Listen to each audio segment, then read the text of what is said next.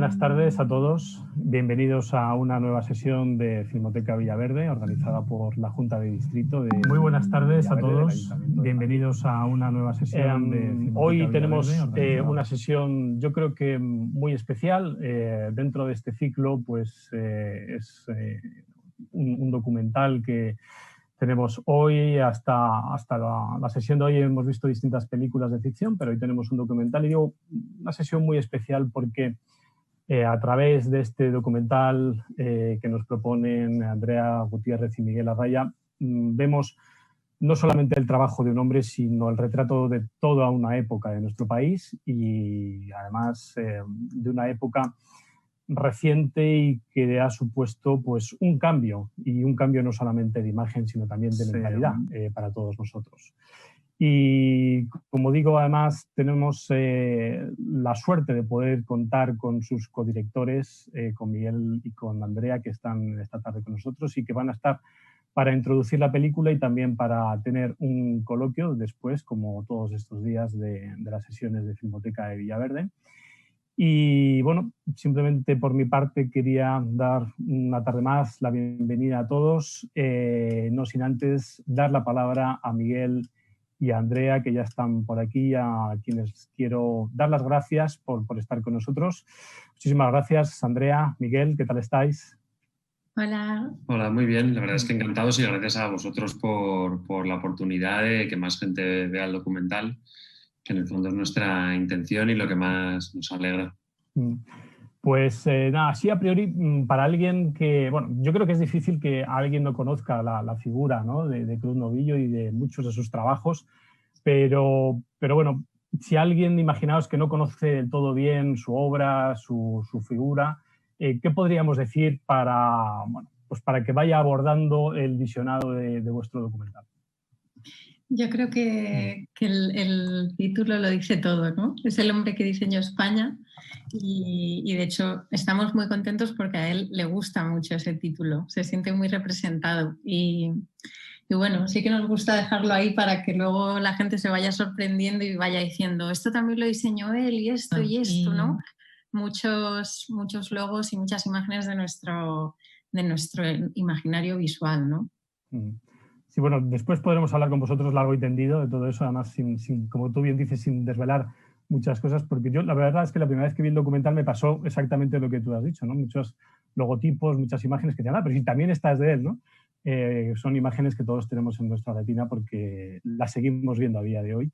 Y como bien decís, pues por fruto de una época, pero supuso una revolución a nivel de imagen para todo el país, ¿no? Totalmente, sí. De hecho, hay algo que se dice en el documental, pero él prácticamente es pionero en el diseño en España. O sea, el país se moderniza tanto que entra ese concepto y entonces, bueno, de repente inunda su estética, inunda todo el país a la vez que el país se transforma a todos los niveles, en mentalidad, política, sociedad. Bueno, es a la vez un momento muy interesante y del que fue parte desde un ángulo que se suele tratar poco. Bueno, pues yo creo que es buen momento para iniciar el visionado de la película. Como todos los días, recuerdo a las personas que están viendo la introducción que para acceder a la película, justo debajo del cuadrito del canal de Filmoteca Villaverde, donde estamos viendo la presentación, ya aparece una imagen del documental. Pinchando ahí nos lleva directamente al enlace en el que podemos introducir la contraseña para ver el documental.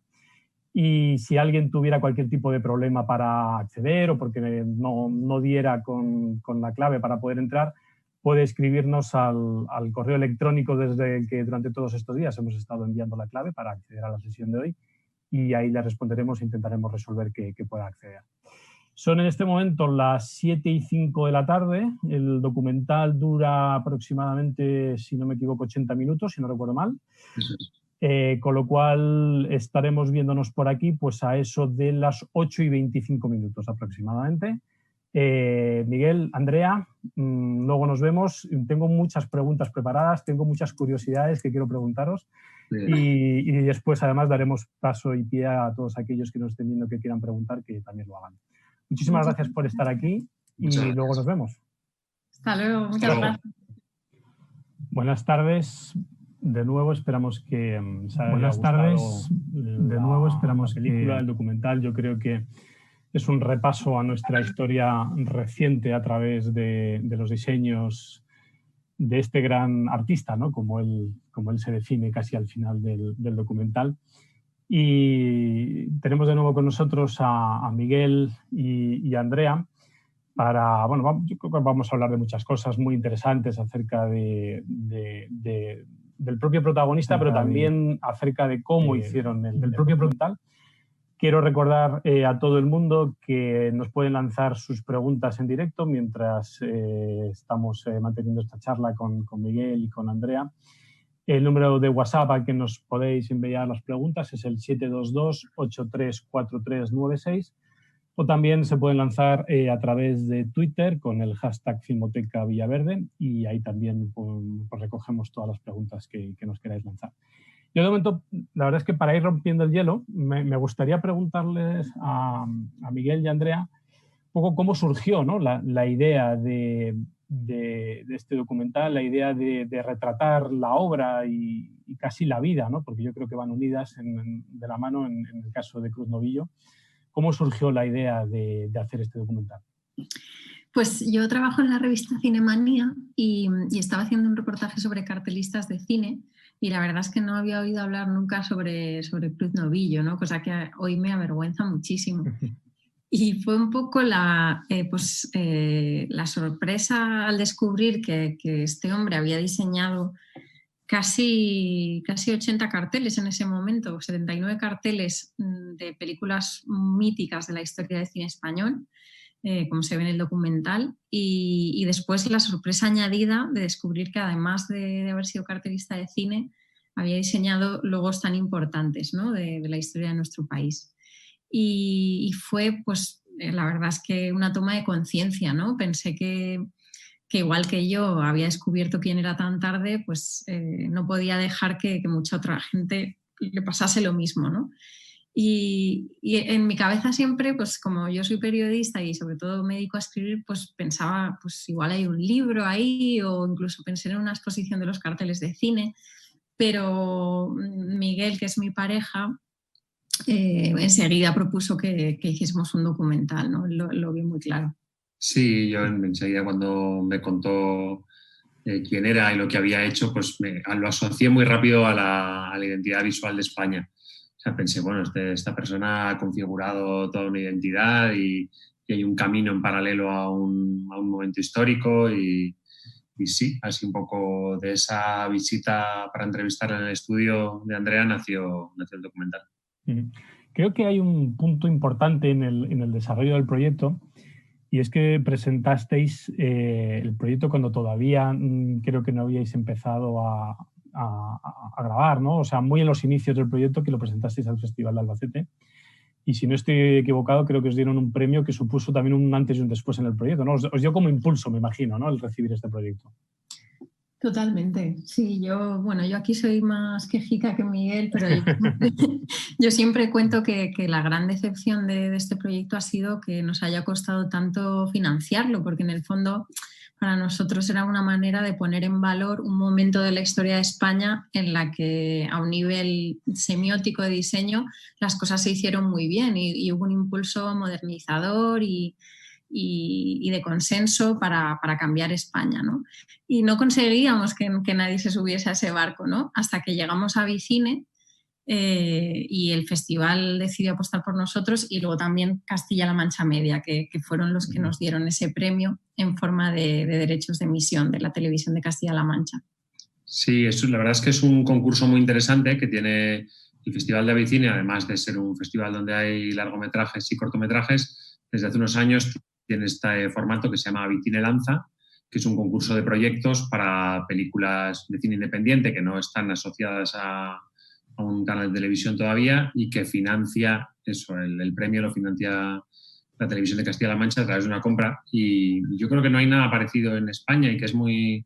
Yo lo recomiendo a todo el mundo que tenga inquietud por levantar un proyecto pequeño porque reciben y ven cosas que habitualmente son difíciles de enseñar y tienes contacto con una persona en una televisión fácil que te cuenta lo que busca y a nosotros nos ayudó mucho y yo creo que es un lugar muy interesante. Sí, el festival en sí es genial, vamos, yo soy de Albacete, pero no había vuelto porque mis padres se vinieron a Madrid cuando yo tenía 3 años. Entonces no volví a Albacete hasta que fui como periodista con Cinemanía a Vicine. Y desde entonces vuelvo todos los años porque es un festival, no sé, que es pequeñito, pero hacen las cosas con mucho amor. Tienen unas iniciativas muy originales y luego está este proyecto más industrial que es lo que dice Miguel, que no existe nada parecido y realmente hace mucha falta, sobre todo en el cine independiente español. Claro, yo me imagino que un proyecto como el vuestro, por lo que nos estáis contando, lleva un tiempo enorme el conseguir pues, que se sumen las fuerzas necesarias para sacarlo adelante. Supongo que no solamente fuerzas económicas, sino fuerzas de todo tipo, ¿no? No sé si nos podéis contar más o menos cuánto tiempo os llevó el poder levantar pues, todos aquellos elementos que necesitabais, tanto financieros como creativos, como técnicos, es decir, cuánto más o menos os llevó el poder levantar el proyecto y decir, bueno, ya, empezamos a grabar, ¿no? Pues yo creo que al final, o sea, desde que tuvimos, verdad que hay un antes y un después del premio en Albacete, pero en total yo creo que han sido unos 4 años, casi 5, con momentos de mayor impulso, de menor, de pausa, de preparar toda la documentación para presentarse una subvención y que luego no sale, o presentar un dossier a una determinada televisión y que luego no salga, con diferentes... Y sí que es verdad que luego, desde el momento que nos dan el premio, sí que realmente es 1 año y medio, 2 años hasta que está terminado, pero 1 año y medio muy activo. Y ahí en ese sentido sí que fuimos un poco pasando de la búsqueda de financiación a la búsqueda de contribución en forma de imágenes, sobre todo.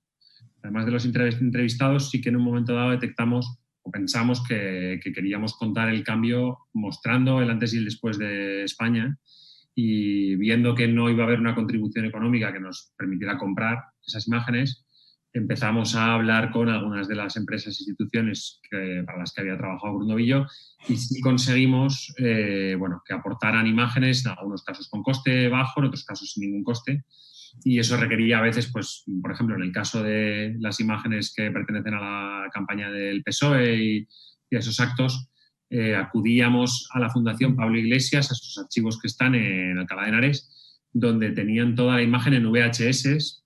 Nosotros visionábamos y digitalizábamos in situ los fragmentos que nos gustaban o que nos podían interesar. Con lo cual había ahí a veces como procesos muy, muy físicos, muy de ver, de seleccionar, en horarios que te marcaban las instituciones o cuando podías acceder.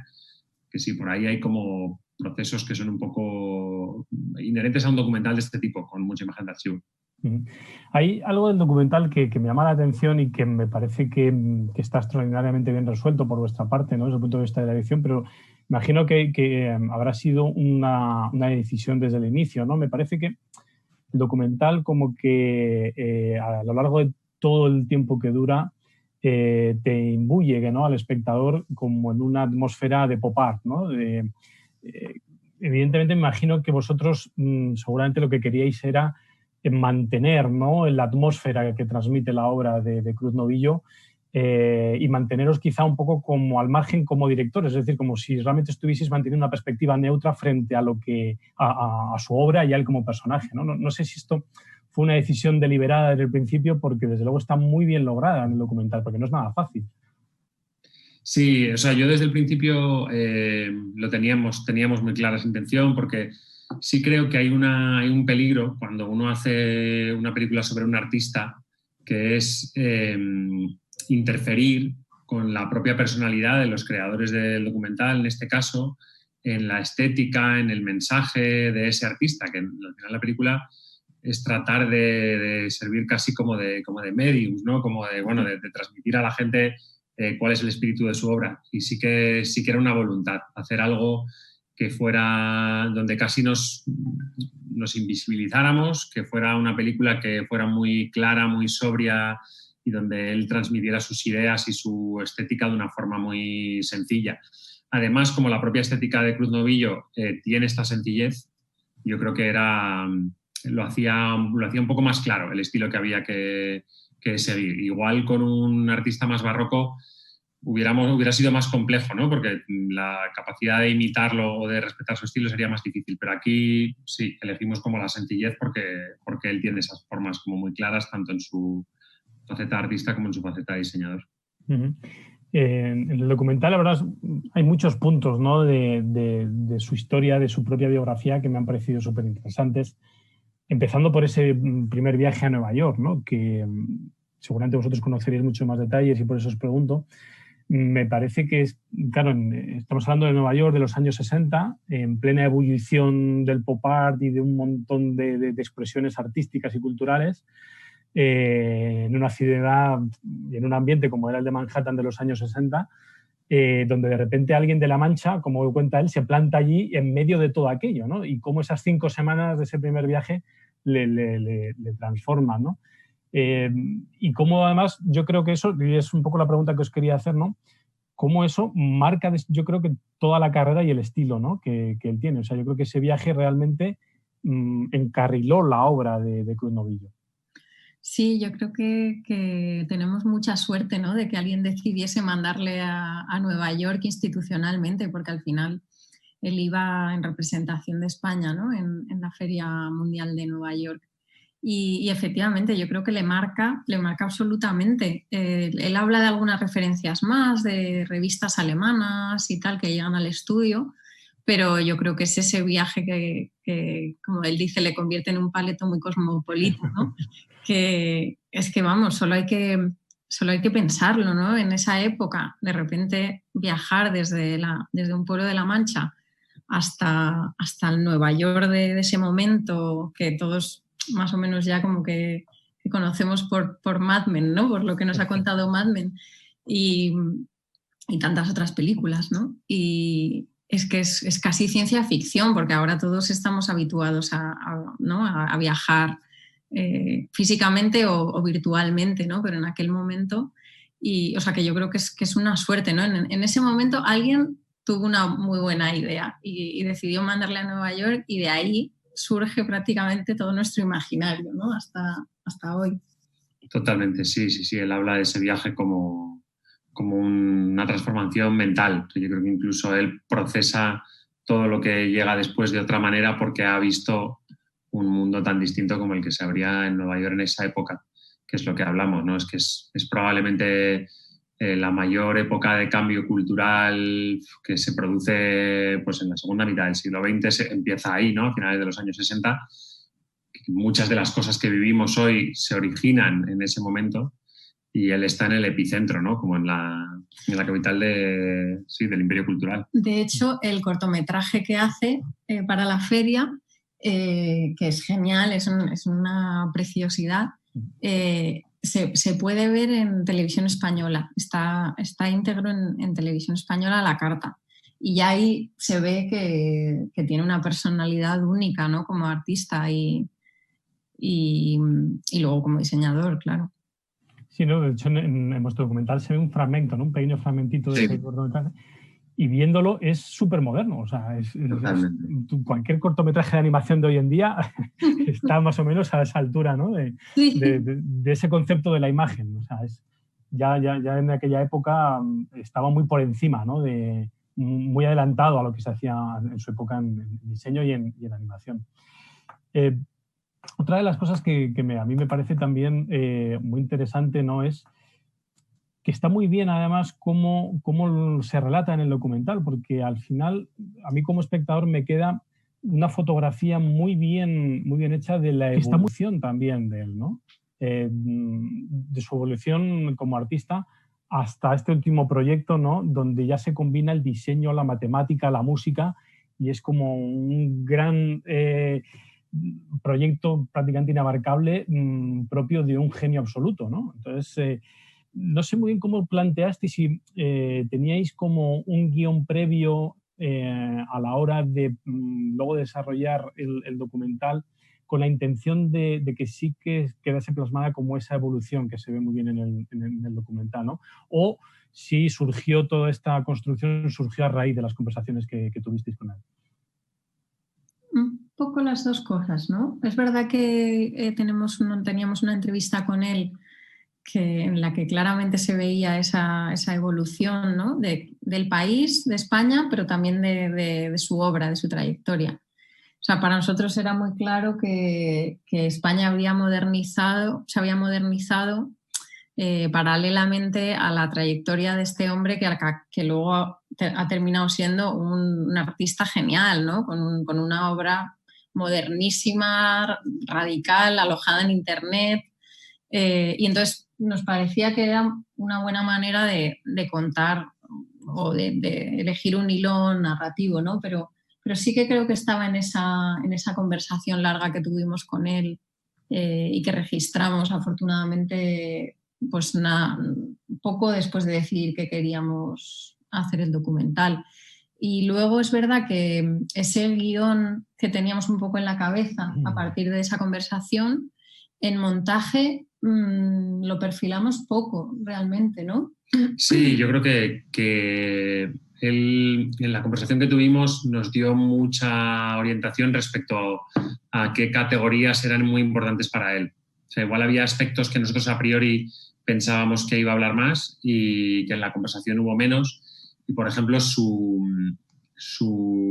vocación de ser reconocido como artista es algo que nosotros percibimos mucho en la conversación con él, y probablemente ese aspecto que no teníamos o no sabíamos bien cómo reflejar, porque es verdad que es una dualidad curiosa, él lo articuló tan bien en la conversación que casi nos dio la estructura muy clara. Y inicialmente parecía que íbamos a hacer un documental solo de un diseñador, pero como lo explica él, ¿no? Cómo se articula su relación con el arte y el diseño, pues era como muy claro que eso tenía que tener un peso, y la contemporaneidad de su obra tan moderna no hacía que tuviera que ir al final, ¿no? Como contando que casi España pasa de ese país en blanco y negro a un lugar que se proyecta hacia Internet, hacia el futuro.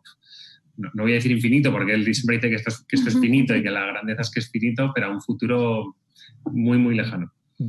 Por lo que acabas de decir en esas conversaciones, que él quizás se explayaba más como en esa necesidad de reconocerse como un artista global, ¿no?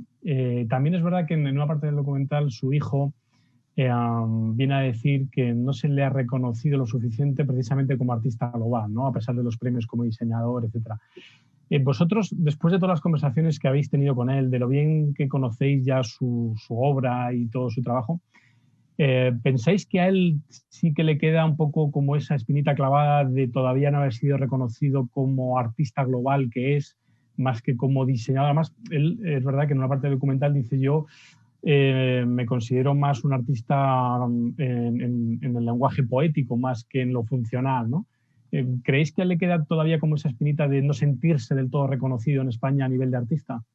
Yo creo que no. O sea, yo creo que yo tengo la sensación de que su hijo, que por el amor que le tiene, casi a veces, no, yo siento como que él reivindica más eso, pero yo creo que él en el fondo más lo que yo creo que querría, como no tanto el reconocimiento, sino seguir trabajando más. O sea, un poco, yo creo que él tiene una visión muy pragmática del reconocimiento, que es una enseñanza que yo creo que es muy interesante para cualquiera que se dedica a las facetas creativas, que es que al final lo mejor del reconocimiento, lo importante del reconocimiento es que te permita seguir haciendo lo que tú haces. Evidentemente, yo creo que nadie que hace una actividad creativa es ajeno a ese reconocimiento, pero yo creo que él no lo enfoca desde la vanidad, sino de, bueno, si yo consigo vender más obra, ya sea a museos, yo será más sencillo seguir produciendo. Que yo creo que esa es su verdadera pulsión, es de seguir produciendo y producir y hacer, y pues yo creo que va más por ahí, ¿no? Sí, un poco lo de Tutankamón, ¿no? Sí. Que al principio, cuando le contamos que queríamos hacer un documental sobre él, pues no le gustaba mucho, porque decía: es que eso es como si entras en la tumba de Tutankamón y te lo encuentras ahí trabajando, ¿no? Que realmente él sigue trabajando y sigue en activo, y eso, y le gustaría pues que pues, exponer en el MoMA, ¿no? Pero no por exponer en el MoMA, sino por hacer obra nueva, ¿no? Y llevársela allí. Sí, porque eso es un estímulo, ¿no? Para seguir haciendo, para que te propongan cosas nuevas, para Sí, yo creo que va más por ahí. Pero bueno, yo creo que todos los que le tenemos mucho aprecio, y en eso me incluyo, pues quiero que más gente lo conozca y quiero que más gente lo reconozca, ¿no? Pero... En el documental, la verdad es que entrevistáis a gente muy interesante y que además, pues igual marcó una época, ¿no? Porque les tocó gestionar ámbitos de la política, del diseño, de la cultura, etcétera, en todo ese momento de cambio, ¿no? Gente como Leguina, como Guerra, que además cuentan cosas interesantísimas y que hay algo que a mí se me ha quedado grabado, ¿no? Escuchando a Leguina, porque es verdad, es algo de lo que a lo mejor no somos muy conscientes del todo y él lo dice de una manera muy llana y muy explícita, ¿no? Es decir, que esa transformación no solamente venía por una transformación económica, sociológica, política, etcétera, sino que era fundamental el cambio de imagen también, ¿no? A través de los logos o a través de las banderas de las comunidades autónomas, etcétera. Es decir, yo creo que además esa claridad mental que tuvieron en aquel momento para hacer ese cambio, yo creo que es una tele y está muy bien contado en el documental, ¿no? Porque además, claro, vosotros lo contáis con las entrevistas de los protagonistas que tomaban esas decisiones, con las imágenes de las banderas y los logotipos que diseñó Cruz Novillo, ¿no? Con lo cual, es una simbiosis la que mostráis ahí que nos queda totalmente clara la importancia y que además, seguramente, la importancia de Cruz Novillo es tan inmensa que seguramente a nivel de país nuestra imagen sería completamente distinta si no hubiera estado él en ese momento, ¿no? Totalmente, sí. Sí, pues es que pensando en los buzones de correos, ¿no? que vemos todos los días, en la bandera de la Comunidad de Madrid, los uniformes de la policía, es que los uniformes de la policía, un cambio tan en apariencia tan insignificante, pero que claro, que es la diferencia entre un país, entre una dictadura trasnochada y una democracia a medio caminar y una democracia moderna, ¿no? Europea. Sí, no sé yo si en otros países se da una figura que haya diseñado tantas imágenes de importancia tanto institucionales como privadas, ¿no? Sí, hombre, yo creo que al final tiene que ver con que en España se produce ese cambio y esa modernización de una manera muy rápida. Probablemente haya pocos países en los que se haya producido tan rápido y de forma tan relativamente reciente, especialmente pues, en Europa o en nuestro mundo cercano, que yo creo que es un gran mérito del que Cruz Novillo es parte, un gran mérito de Cruz Novillo, pero yo creo que es un gran mérito de España y de la sociedad española también el haberlo hecho. Y entonces sí, yo creo que él configura una identidad que sería completamente distinta. Hace poco, ¿no? Yo creo que colgaste una foto en Instagram que era, bueno, con las mascarillas de la Comunidad de Madrid, como el empaquetado era la bandera. Entonces eso hacía que la verdad es que funcionaba muy bien como empaquetado. O sea, te das cuenta de que es un buen diseño, porque el buen diseño no solo es estético, sino luego muy aplicable. Y pues de repente era como el paquete de la mascarilla. Y eso, fíjate los años que tiene y es rojo con las estrellas, muy estético, pero no queda bien. Entonces es muy vigente y desde luego configura una imagen muy cotidiana, que probablemente es la más asequible para el ciudadano, ¿no? Más allá de símbolos que vemos cada mucho tiempo, sino con los que interactuamos todos los días. Es permanentemente un adelantado a su época, está claro. Sí. Hay otra de las partes del documental que me gusta mucho por afinidad cinematográfica, ¿no? Y es la parte en la que contáis cómo él empieza a trabajar para el mundo del cine y cómo entra de la mano de Borau y de Querejeta, ¿no? Yo, la verdad es que mientras estaba viendo el documental, yo no he tenido ocasión, por desgracia, de conocer personalmente a Cruz Novillo, pero sí he conocido a Querejeta personalmente y a Borau bastante, además. Me imaginaba a los tres sentados hablando y yo la verdad es que me imaginaba a esos tres genios hablando de diseño de carteles y de imágenes y, bueno, podía ser una absoluta lección magistral permanente, ¿no? Es como una masterclass permanente de inteligencia, básicamente. Creo que está además ahí muy bien contado, ¿no? Cómo él entra en el mundo de la publicidad, cómo conoce a Borao, que además es una de las grandes facetas de la obra de Borao, muy desconocida para el gran público, pero a través de su productora del Imán, él hizo infinidad de muchos de los anuncios que además anuncios que marcaron época, ¿no?, en el ámbito de la publicidad. Y cómo él esa genialidad la aplica también al ámbito de la publicidad, ¿no? Creo que es muy interesante toda esa parte, cómo además él va contando los diseños de los carteles de películas como El espíritu de la colmena. A mí me parece fascinante, ¿no? Y que además, luego viendo el cartel y cómo lo cuenta y cómo vosotros lo reflejáis en el documental, ves que es una absoluta genialidad, ¿no?, ese cartel. Evidentemente la película lo es, pero el cartel y la imagen del cartel me parece que es extraordinario. Está muy bien contado en el documental toda esa parte cinematográfica, que me parece también muy, muy, muy interesante y que da también una perspectiva de una faceta más, ¿no?, de él, de su mentalidad también audiovisual. Estamos hablando aquí de logotipos, de diseños, etcétera, pero también es un gran artista audiovisual, ¿no?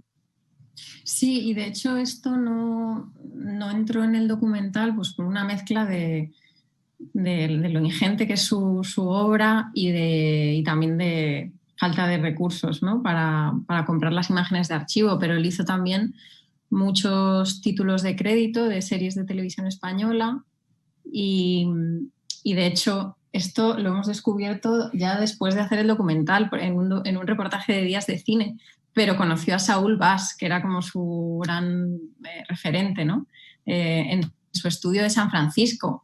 Sí. Esto nos hemos enterado a posteriori. Sí, la verdad es que él, bueno, y cuando nos contaba lo de los títulos de crédito de televisión española, yo recuerdo que estaba Pepe, su hijo, estaba delante y cuando cortábamos decía, pues esto no lo sabía yo.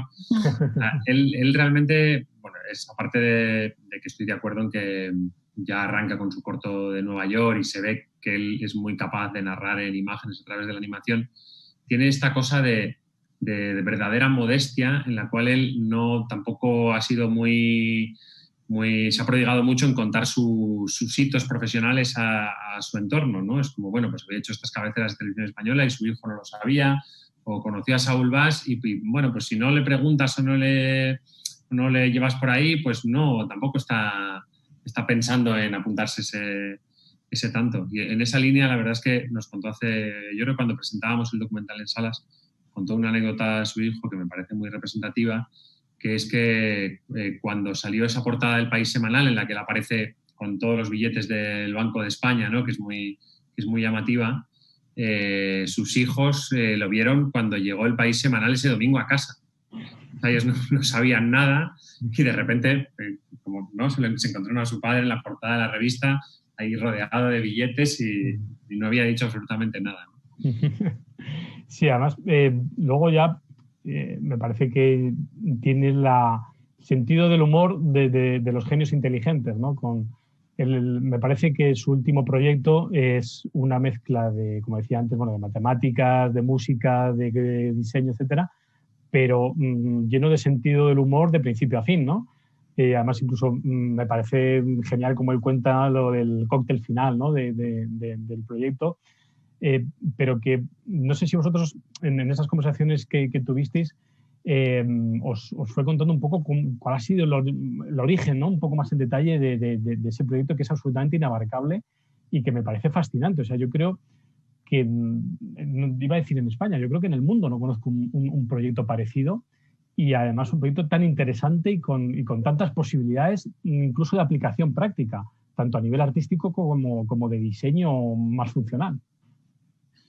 Sí, de hecho, este proyecto tiene una aplicación en el diseño de un encargo que le hicieron en Cuenca para conmemorar el aniversario de Cuenca como ciudad, como patrimonio cultural, ¿no? Uh-huh. Y entonces él lo que hizo fue que diseñó unos pins que se le iban a dar a los habitantes de Cuenca con que era una C dividida en cuadraditos de colores que a la vez pues tenían todas las combinaciones posibles, daban no sé cuántos pins para cada uno de los habitantes de Cuenca.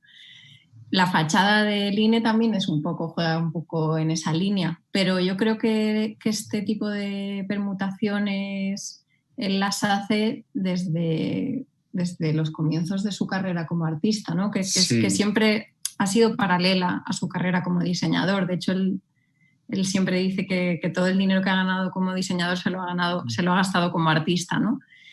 Y yo creo que está ahí desde el principio, esa idea de combinar distintas partes de algo, ¿no? Lo que pasa es que empieza con algo mucho más sencillo, que son pues 3 partes o 4 partes o 5 partes, y luego ya se va a estas medidas desproporcionadas, ¿no? que cuesta hasta explicar, ¿no? Y yo creo que tiene también mucho que ver con la parte esta del humor que comentabas. Otra de las referencias que siempre nos ha mencionado es el dadaísmo, ¿no? Los dadaístas. En la idea del humor, pero no solo del humor, también del azar, ¿no? Que se ve en otra obra que no pudimos incluir en el documental, que es La cuadratura del círculo, que también juega un poco con esas combinaciones, pero de una manera más azarosa, ¿no? Porque es muy complicado de explicar, pero digamos que son como humor, azar, permutaciones, distintas combinaciones de elementos de algo, son como básicas en toda su obra, y la ha ido desplegando en formato diseño, en formato arte y en todas esas variedades, ¿no? Que se ven en el documental. Bueno, vamos a ir terminando, pero no sin antes yo quería preguntaros si tenéis algún otro proyecto juntos, porque bueno, yo creo que habéis hecho un extraordinario trabajo y yo creo que esa codirección promete mucho. Yo creo que deberíais codirigir más proyectos. No sé si tenéis en mente algún proyecto nuevo de manera conjunta. Pues juntos, bueno, yo tengo una idea, pero no sé hasta qué punto la vamos a dirigir juntos o no, porque al final, al estar todo el rato en casa, pues nos vamos contagiando de las ideas de uno y de otro. Habrá colaboración seguro, sí. De momento ya la estamos medio escribiendo juntos, al final es inevitable. Y es hacer un documental sobre Cecilia Bartolomé, un poco en la línea de pues esto que hemos hecho con Club Novillo, ¿no? De reivindicar a una figura histórica de la historia de España, en este caso de la historia del cine, que bueno, pues Cecilia Bartolomé es una directora que empezó su carrera en los años 60, feminista, que ha sufrido la censura no solo en el franquismo, sino ya también en democracia, y que lamentablemente no es tan conocida como debería, ¿no? Y bueno, pues estoy escribiendo un libro sobre ella, pero me gustaría que se trasladase también al documental. Qué interesante. No, desde luego, además, Cecilia es una precursora pues bueno, una precursora en el ámbito del cine y una luchadora, además, porque le ha tenido que luchar, como me acabas de decir, muy, muy duro. Sí. Pues Miguel, Andrea, ha sido un placer hablar con vosotros de vuestro documental. Mucha suerte en vuestros nuevos proyectos y ojalá que muy pronto os podamos ver en un coloquio también sobre el hombre que diseñó España, pero ya en persona, y os podamos abrazar a los dos ya para saludaros en persona. Ojalá. Muchísimas gracias. Muchas gracias por invitarnos. Nada, gracias a vosotros y que paséis buena tarde.